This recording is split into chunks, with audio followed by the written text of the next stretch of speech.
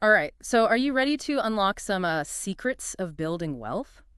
We're diving into the Millionaire Next Door, and from what I've skimmed so far, get ready for some surprises. Yeah. It's not about yachts and champagne wishes, Right. but the unexpected habits of everyday millionaires. It really Yeah. does kind of flip the script on how we think about wealth, what it looks like. Yeah. Think less lifestyles of the rich and famous and more the frugal five. It challenges those flashy stereotypes head on. So no private jets then. What about those Millionaire Next Door types? Like, do they really exist? They absolutely do. And one of the book's core findings is that most millionaires are surprisingly ordinary. Oh. They're the teachers and the business owners and the folks who blend right into their neighborhood. Hmm. But behind those unassuming exteriors, you often find this keen understanding of how to build wealth over time. Okay, I'm intrigued. Tell me more about these low-key millionaires. What sets them apart? One word, frugality. Yeah. The book calls them PAWS, which stands for prodigious accumulators of wealth. Okay. And they're masters of living below their means. They understand that building wealth isn't about how much you earn, Right. but how much you keep and invest. So it's not about deprivation then, but being smart and intentional with your money. Are they really pinching pennies, though? Like clipping coupons level of frugal? Well, they're definitely value conscious. The book shares some pretty surprising examples. The average millionaire they studied never spent more than $399 on a suit, Wow. and half of them never spent more than $235 on a wristwatch. Wow. That's less than some people spend on sneakers. I guess they're not impressed by fancy labels then. But what about the flip side? Those folks who earn a lot but struggle to build wealth. Yeah, the book calls them UAWs, or under-accumulators of wealth, and these are the high-income earners who often fall into the trap of lifestyle inflation. Right. They spend more as they earn more and ultimately fail to build that lasting wealth. So it's like they're on a treadmill, constantly running, but never really getting ahead financially. Exactly. A prime example is Dr. Selfeth, a high-earning physician featured in the book. He meticulously researched the best deals on cars, Okay. but he was constantly buying the newest, most expensive model. So his spending habits ultimately undermined his earning potential. That's a cautionary tale. So is the takeaway that to build wealth, you need to be a budgeting guru? Well, planning and budgeting definitely play a big role. The book found that millionaires are much more likely to budget than non-millionaires. Okay. They track their expenses, they set financial goals, and they make conscious choices about how they allocate their resources. That makes sense. But what about practical strategies? Does the book offer any specific budgeting advice? Absolutely. It highlights the 15% method, where you invest 15% of your pre-tax income before spending on anything else. Hmm. Emphasizes paying yourself first and treating saving and investing as a non-negotiable expense. That's a pretty concrete strategy anyone could try. It's like building a solid financial foundation before you start decorating. Precisely, it's about prioritizing your future self and recognizing that even small, consistent investments can compound over time and lead to significant wealth. So we've got frugality and budgeting. What about the role of family in all this? Does the book talk about how family dynamics affect wealth building? It does, and this is where things get really interesting. Okay. The book explores something called economic outpatient care, or EOC, Okay. which refers to substantial financial gifts from parents to adult children. Okay. At first glance, you might think it's a great way to help kids get a head start, but I'm guessing it's not that simple. Yeah, you're right. It's a double-edged sword. Right. While EOC can help with things like down payments or education, Right. it can also foster dependence and hinder financial independence in adult children. Right. They may not develop the same drive or financial savvy if they're constantly relying on parental support. So it's like walking a tightrope between helping your kids and inadvertently holding them back financially. Yeah, the book illustrates this with these contrasting examples. Mary and Lamar, who struggled to make ends meet despite receiving substantial EOC. Wow. And then a successful Soares executive who never received EOC and built his wealth from scratch and instilled those same values in his children. That raises the question then, what happens when those who received EOC become heirs to their parents' wealth? Does the book touch on how inheritances affect the next generation? It does, and it's a crucial aspect of this intergenerational wealth transfer. Okay. The book predicts a massive transfer of trillions of dollars from older generations to their heirs in the coming decade. Trillions. Yeah, and it explores both the potential benefits and pitfalls of receiving an inheritance. I can imagine it can lead to some unintended consequences if not managed wisely. Exactly. The book highlights specific industries that are likely to benefit, like cosmetic dentistry and financial advising, Hmm. suggesting this potential surge in spending fueled by inherited wealth. But it also warns that inheritances can lead to overspending, family conflicts, even a sense of entitlement that undermines financial responsibility. It's a reminder that wealth isn't just about the money itself, Right. but how it's managed and the values it represents. Absolutely. It sounds like a lot to unpack. It definitely is, and we've only just scratched the surface. There's much more to explore, Okay. especially regarding the book's insights into entrepreneurship and raising financially independent children. I'm all ears. Let's delve deeper into those topics in our next segment. Okay, so we've established that millionaires aren't all about flashy spending and that frugality and smart budgeting are key. But what about the mindset behind building wealth? Does the book delve into the psychology of financial success at all? It absolutely does. The Millionaire Next Door goes beyond just the practical tips and really explores those attitudes and habits that contribute to wealth accumulation. And one fascinating concept is this idea of playing great defense with your finances. Okay, playing great defense sounds intriguing. I'm picturing millionaires like fending off extravagant purchases with a budget spreadsheet as their shield. Yeah, you're on the right track. It's about being proactive and strategic in protecting your wealth. So it means minimizing unnecessary expenses, resisting those impulse buys, being mindful of where your money goes. It's like building a fortress around your finances, making sure you're not leaking money on things that don't align with your goals. So it's not just about how much you earn, but how well you defend your financial territory. I like that analogy. Does the book provide any examples of this defense in action? Yeah, there's this great anecdote about a millionaire couple who received a windfall of $8 million worth of stock. And what do you think the wife did? Booked a first-class trip around the world, upgraded to a mansion with a swimming pool. Nope. She simply said, I appreciate this. I really do. And then went right back to clipping coupons at her kitchen table. Wow, talk about staying grounded. It really shows that wealth isn't about lavish spending. It's about maintaining control and sticking to your principles. Exactly. It's about recognizing that true wealth lies in that financial security and peace of mind, not in keeping up with the Joneses. And the book contrasts this with the UAWs, who often feel stressed and anxious about money because they're constantly playing offense, Right. trying to earn more to support that ever-increasing lifestyle. But their defense, their ability to kind of control their spending, remains weak. It reminds me of Dr. South always chasing the newest car, even though he couldn't really afford it. Right. He was always on edge financially. Exactly. It's like a game of tug of war. Yeah. You might be pulling really hard on that income side, but if your spending is out of control, you'll never win, Yeah. Millionaires, on the other hand, they understand the importance of balancing offense and defense, generating income while also protecting their wealth. So it's not just about earning a lot. It's about managing your money wisely and building that solid financial fortress. Exactly. And another crucial aspect of playing great defense is taking that long-term perspective. The book suggests that millionaires are less likely to get caught up in get-rich-quick schemes or, Right. market hype. They understand that building wealth takes time, discipline, consistent effort. It's like they're playing the long game, making steady progress toward their goals instead of trying to score a quick win. Precisely. They're willing to delay gratification, make sacrifices in the present to secure their financial future. And this long-term perspective also influences their approach to investing. Millionaires tend to be more patient and disciplined investors.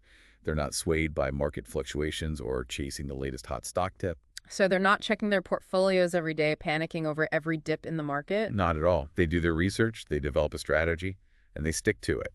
They're in it for the long haul, understanding that building wealth is a marathon, not a sprint. Right. It makes sense. Instead of trying to time the market, they're focused on building that solid foundation for their financial future. Exactly. And they also understand that investing is about more than just making money. It's about achieving their goals, whether it's buying a home, retiring comfortably, or leaving a legacy for their children. So it's about aligning their investments with their values and long-term aspirations. Does the book recommend any specific investment strategies? It emphasizes the importance of diversification, spreading investments across different asset classes to minimize risk, Yeah. The don't put all your eggs in one basket principle applied to finance. And this approach helps them weather market fluctuations and generate those consistent returns over time. So they're not betting everything on a single stock or industry. Exactly. They're spreading their risk and building a diversified portfolio that can withstand those market ups and downs. The book also stresses the importance of minimizing fees and expenses. Understanding that high fees can significantly erode investment returns. So they're not just picking investments based on hype or catchy marketing. Not at all. They're carefully evaluating those fees, comparing different investment options, making informed decisions, and they're also not afraid to seek professional advice when needed. Right. Understanding that managing wealth effectively often requires expertise beyond their own. Yeah, it makes sense to have a trusted advisor in your corner, especially as your wealth grows.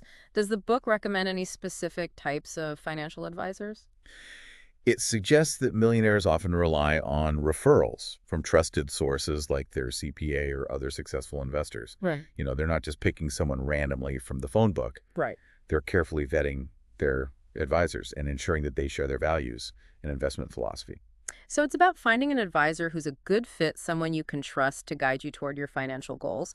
Speaking of goals, we talked earlier about entrepreneurship and how many millionaires are self-employed. Does the book elaborate on the types of businesses they tend to own? It does. And while there's no magic formula or one-size-fits-all, the book highlights that many millionaires own service-oriented businesses like doctors' offices, law firms, accounting practices. So they're leveraging their expertise in building a loyal client base. Exactly. And these businesses often have some key advantages. They're less reliant on external factors like economic downturns, and they're often more portable, meaning you can take your skills and expertise anywhere. It's like having a business that's built on your knowledge and experience, something you can control and adapt to changing circumstances. Precisely. But the book cautions that entrepreneurship isn't just about having a great idea. It's about character and discipline. Right. It's about having the tenacity, the resilience, the work ethic to overcome challenges and build a successful business. So it's not for the faint of heart. It takes a certain mindset and a willingness to put in the hard work. Absolutely. And the book shares an interesting anecdote about a millionaire business owner who actually encouraged his children to become professionals instead of following in his entrepreneurial footsteps.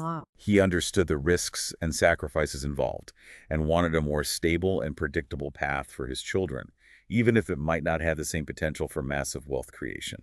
That's fascinating. It suggests that even millionaires recognize that entrepreneurship isn't the only or even the best path to financial success. Right. It's about finding what works for you and your family and aligning your career choices with your values and goals. Exactly. And it's about recognizing that true wealth encompasses more than just financial abundance. It's about finding fulfillment in your work, building strong relationships, making a positive contribution to the world. So it's a holistic perspective that Right. considers not just financial capital, but also social and human capital. Precisely. It's about recognizing that true success lies in finding that balance between financial prosperity, personal fulfillment, and making a meaningful impact. Okay, so we've covered a lot of ground frugality investing entrepreneurship. Now, I want to circle back to something we touched on earlier, the intergenerational transfer of wealth. The book predicts that trillions of dollars will be passed down in the coming years. So what are the potential implications of this massive wealth transfer? That's a big question. The book explores both the potential benefits and pitfalls. On the positive side, inheritances can provide opportunities for education, entrepreneurship, philanthropy, empowering that next generation to kind of build upon their parents' success. It's like passing the torch, but instead of a flame, it's a stack of well-managed assets. Exactly. But the book also highlights the potential downsides, such as creating a sense of entitlement, fueling excessive consumption, exacerbating inequality if inheritances aren't managed responsibly. They can lead to financial instability and even social unrest. So it's a double-edged sword that requires careful planning and a sense of responsibility. Does the book offer any advice on managing inheritances effectively? It emphasizes the importance of seeking professional advice, developing a financial plan, investing wisely. It cautions against rushing out and spending it all on frivolous purchases, urging heirs to take that long-term perspective and consider the impact their decisions will have on their future and the future of their families. So it's about treating inheritances as a seed for future growth, not just a windfall to be squandered. Exactly. And it's also about being mindful of the potential tax implications. Inheritances can be subject to estate taxes, so consulting with a financial advisor to minimize tax liability is crucial. So it's not just about managing the money itself, but understanding the legal and financial complexities that come with inheritance. Absolutely, it's about being a responsible steward of wealth, ensuring it's used to create a positive impact and benefit future generations. It sounds like there's a lot to consider when it comes to navigating inheritances, both for those leaving behind a legacy and those inheriting it. Definitely, it's a complex issue with both personal and societal implications, and it's something we'll continue to explore as we delve deeper into the book's insights. I'm ready to dive deeper. What other thought-provoking ideas does the Millionaire Next Door have in store for us? Well, in our next segment, we'll shift gears and get a little more tactical, exploring the specific strategies and tactics that millionaires use to manage their money, invest their wealth, and navigate the complexities of financial planning. Sounds like a plan. Let's continue our deep dive into the world of everyday millionaires and see what other gems of wisdom we can unearth. So we've spent the last couple parts of this deep dive exploring those mindsets and habits of millionaires next door. Right. And, it's clear that frugality, long-term thinking, and smart investing are like key ingredients in their recipe for success. But let's get down to brass tacks now. Does the book offer any concrete advice on how to actually put these principles into practice? It absolutely does. The Millionaire Next Door isn't just theory. It provides practical guidance on everything from managing inheritances to choosing the right financial advisor. Perfect, because I think that's what our listeners are really looking for, those actionable steps they can take to build their own wealth. So where do we start? What are some of the most tactical takeaways from the book? Well, let's revisit a topic we touched on earlier, economic outpatient care, or EOC. Okay. That financial support that parents sometimes give to their adult children. Right.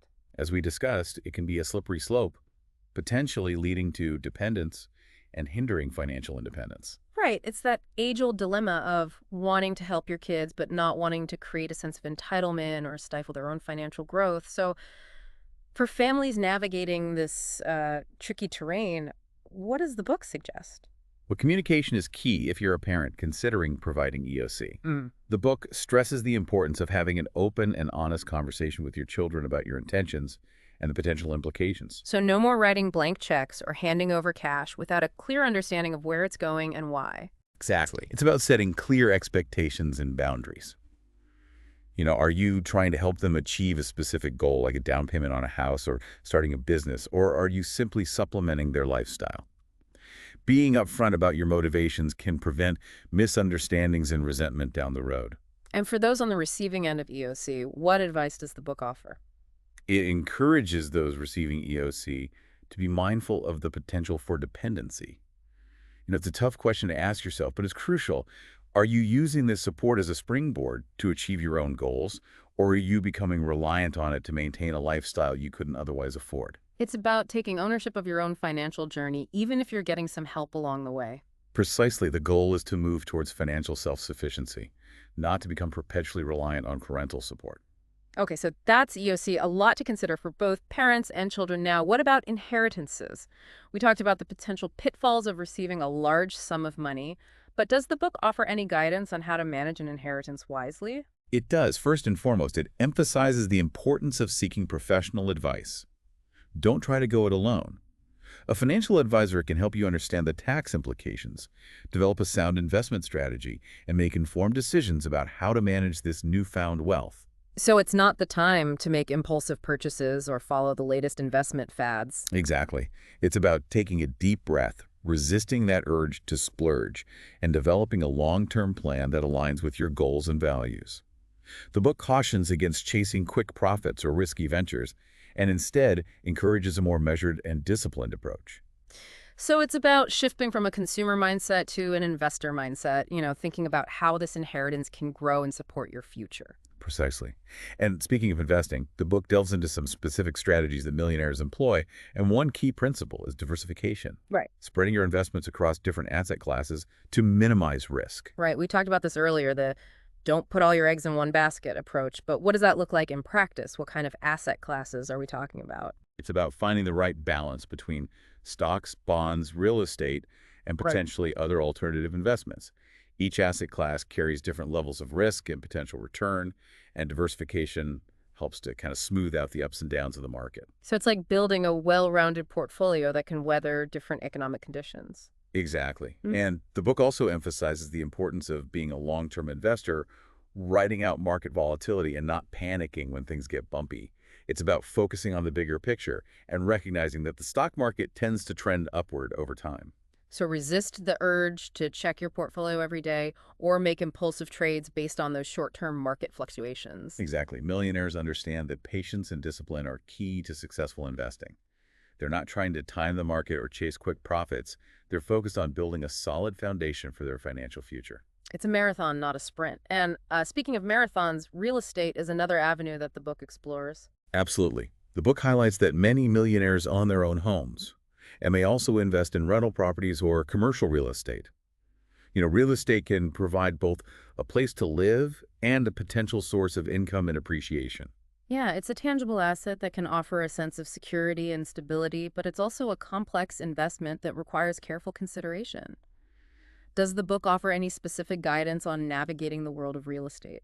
It emphasizes the importance of doing your homework, understanding the local market, and carefully evaluating potential properties. It also cautions against overextending yourself financially and taking on too much debt. So it's about being strategic and making calculated decisions, not just jumping into the first deal that comes along. Exactly. Real estate can be a powerful wealth-building tool, but it's essential to approach it with a clear head and a solid understanding of the risks and rewards. Okay, so we've covered a lot of ground managing inheritances, diversifying investments, exploring real estate, but ultimately building wealth comes down to taking ownership of your financial life. Does the book offer any final words of wisdom on this front? It encourages readers to be informed and engaged investors, not just blindly following the advice of others. Millionaires do their research, they ask questions, and they understand the risks and potential rewards of their investments. They're not afraid to challenge their advisors or seek second opinions. So it's about being an active participant in your own financial success, not just passively handing over the reins to someone else. Exactly. Yeah. You are the CEO of your own financial life. It's up to you to set the vision, define your goals, and make decisions that align with your values and aspirations. That's a powerful message, and I think it perfectly encapsulates the essence of The Millionaire Next Door. It's not about luck or privilege, it's about making conscious choices, developing good habits, and taking control of your financial destiny. I couldn't agree more. It's a book that really empowers readers to believe that financial success is within their reach, no matter their income level or background. So as we wrap up this deep dive, I want to leave our listeners with a final thought to ponder what have been the most impactful lessons you've personally taken away from The Millionaire Next Door. Hmm. For me, it's the reminder that true wealth is multifaceted. It's not just about accumulating money, it's about building a life of meaning, purpose, and financial security. Yeah. It's about finding joy in the journey, making smart choices, and leaving a positive impact on the world. That's beautifully said, and I think it's a message that resonates deeply. Building wealth isn't just about reaching a certain number in your bank account. It's about creating a life of abundance, both financially and emotionally. Absolutely. And the book provides a roadmap for achieving that abundance, filled with practical advice and inspiring stories of everyday millionaires who've charted their own course to financial success. So to our listeners, we encourage you to take what you've learned from this deep dive, explore the book further, and embark on your own journey to building wealth and living a life of fulfillment. Remember, the path to financial success is paved with smart choices, disciplined habits, and a belief in your own potential. And who knows, you might just become the next millionaire next door. Yeah.